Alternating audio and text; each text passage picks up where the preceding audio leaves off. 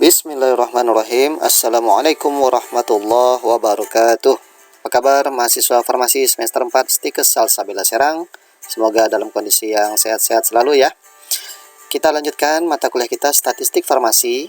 Di pertemuan ke-6 ini izinkan Bapak flashback kembali, mereview kembali pembelajaran kita yang kemarin-kemarin dalam rangka upaya kita untuk persiapan ujian tengah semester juga. Oke. Jadi, kegunaan ataupun manfaat dari statistik sudah pernah disampaikan. Yang pertama adalah untuk mengumpulkan data dengan cepat, sehingga ini sangat membantu kita dalam rangka untuk efisiensi waktu ketika kita melakukan suatu riset. Yang kedua, statistik juga akan membantu kita dalam menjawab pertanyaan dengan fakta. Jadi, tidak kita melakukan jawaban dari suatu riset question dengan intuisi ataupun pendapat, walaupun itu dari expert, tetapi akan lebih valid dan mengurangi faktor bias itu ketika kita bisa menjawab pertanyaan dengan fakta maupun data dari hasil hitungan statistik.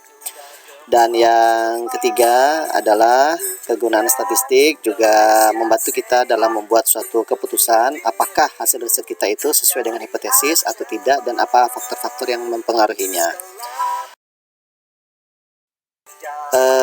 Secara ringkas, statistik adalah ilmu yang mempelajari tentang bagaimana cara kita merencanakan sesuatu data, ya, research question terutama, kemudian bagaimana cara kita mengumpulkan data-data tersebut, bagaimana cara kita meringkas data-data tersebut supaya lebih visible, ya, dan akuntabel, dan bagaimana cara kita menganalisis data tersebut sehingga bisa dipresentasikan dengan lebih layak dan bisa dipahami oleh semua pihak. Sehingga di dalam statistik jelas ada 4 langkah tadi, ya: merencanakan, mengumpulkan, meringkas, dan menganalisis data.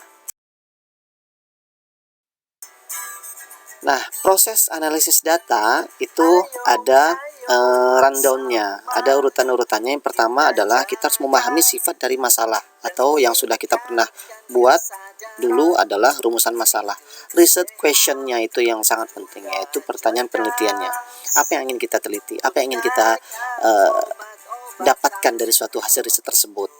Kemudian setelah kita mengetahui rumusan masalah dan menentukannya, kita menentukan informasi apa saja dan bagaimana cara pengukurannya. Lalu setelah kita tahu informasi apa saja dan bagaimana cara pengukurannya, baru kita memulai untuk mengumpulkan data. Setelah kita kumpulkan data, lalu kita ringkas data dan analisis awal. Data-data mana yang kita inklusi atau yang kita masukkan ke dalam kriteria riset kita, ataupun data-data mana yang kita eksklusi ataupun yang tidak kita masukkan ke dalam riset kita.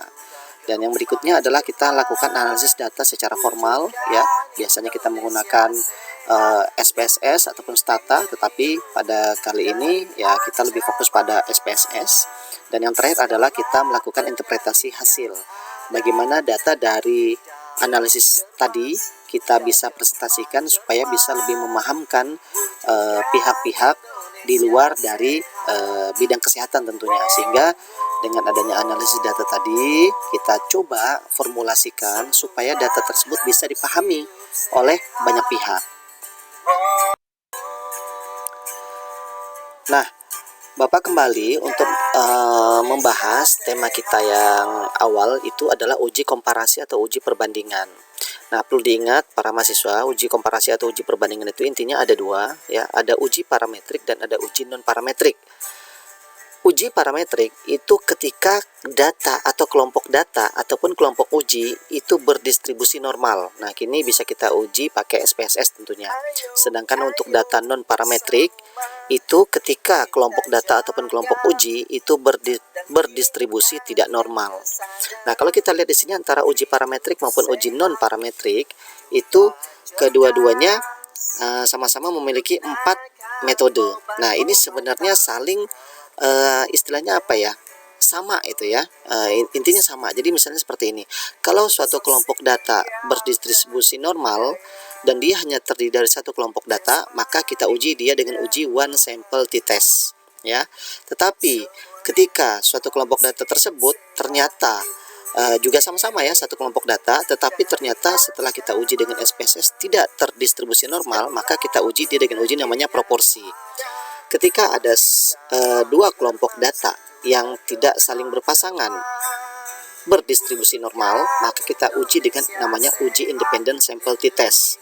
Tetapi ketika dua kelompok data tidak berpasangan tersebut berdistribusi tidak normal, maka kita uji dengan uji Mann-Whitney.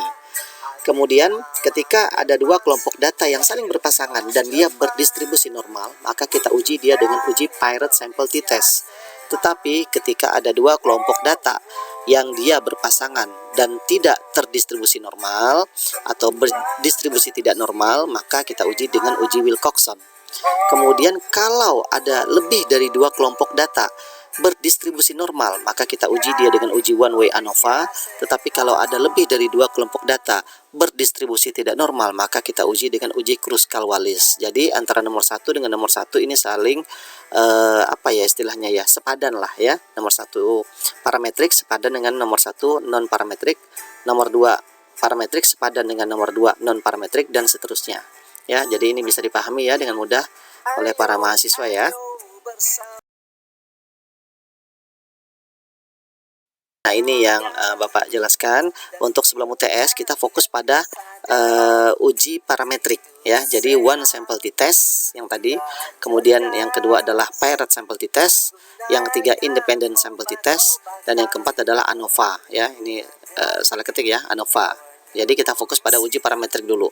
Parametrik satu kelompok namanya one sample t-test, kemudian dua kelompok berpasangan parametrik kita uji dengan Piret sample t-test. Dua kelompok sampel independen tidak saling berpasangan parametrik kita uji dengan independent sample t-test, dan lebih dari dua kelompok sampel parametrik kita uji dengan ANOVA. Jadi kita fokus sebelum UTS ini.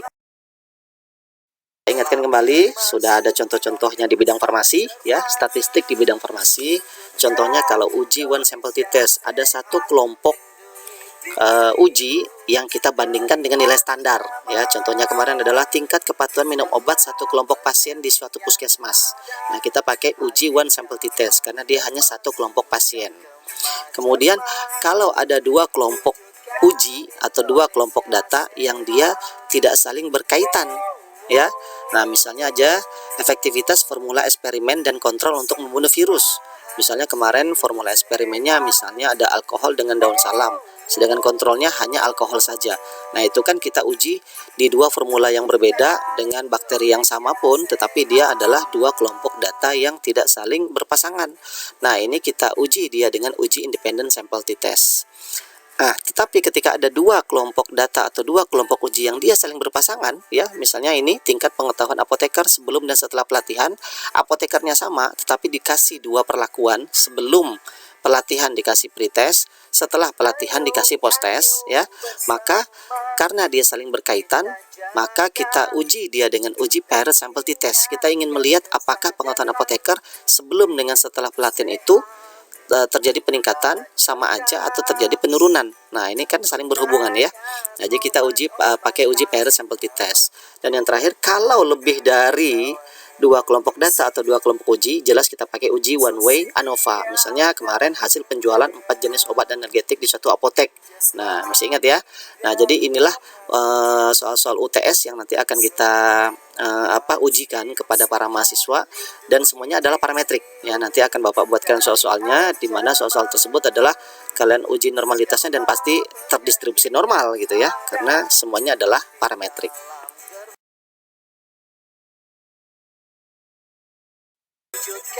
Oke, mungkin begitu saja para mahasiswa pendahuluan ya. Nanti materi lanjutannya Bapak akan menggunakan video juga dengan penerapan SPSS di masing-masing contoh-contoh tersebut ya. Tolong kalian lengkapin laptop kalian dengan SPSS. Bagi yang belum punya laptop, tolong diusahakanlah meminjam ya. Bapak tidak menyarankan untuk membeli, tapi ya coba diusahakan supaya nanti kalian pada saat ujian pun akan lebih mudah ya. Untuk mengerjakan ujian tersebut ya, tentunya laptop yang sudah terinstall SPSS. Oke, demikian para mahasiswa, terima kasih. Assalamualaikum warahmatullahi wabarakatuh.